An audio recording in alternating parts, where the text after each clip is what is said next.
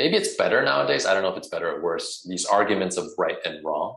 But I think a lot of these variations just come from someone's subset of experience, along that height and breadth.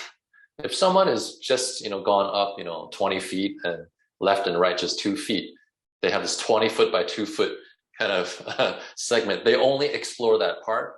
That's great. Maybe they master that part, but there's so much more.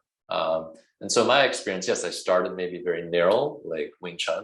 Now, like I say Wing Chun maybe is my foundation, but oftentimes I don't even really, necessarily not identify with Wing Chun. We talked about maybe the philosophy of it. I definitely do, but to me, I also see a lot in common with other styles too.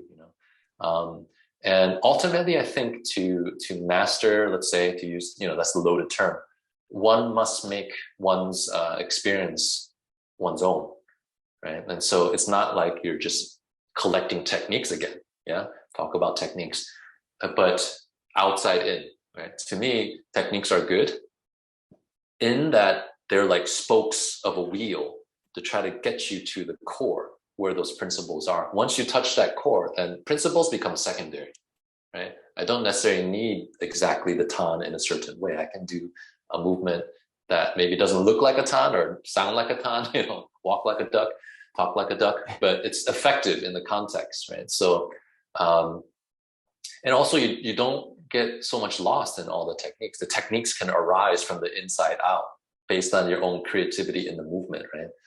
And of course, a lot of people know Bruce Lee. I think that's what he was kind of pointing to, but as a beginner, yes, you need more rigidity, you need more formality, you need more technique per se.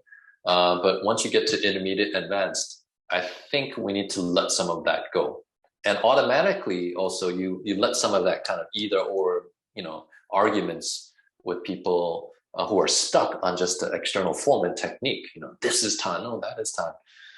But if you zoom up and say, okay, I can see why you see things that way, but I can also see why that other person sees things that way. And you have a more global view. And, this is then where this kind of cultivation process, we're talking about the martial, makes, maybe you heard the archetype, like a peaceful warrior, where at some point you're like, you can see the integrated view. So you don't feel like, and you prioritize your energy. So a lot of these arguments to me aren't worth our energy and time. I much like to see what's in common.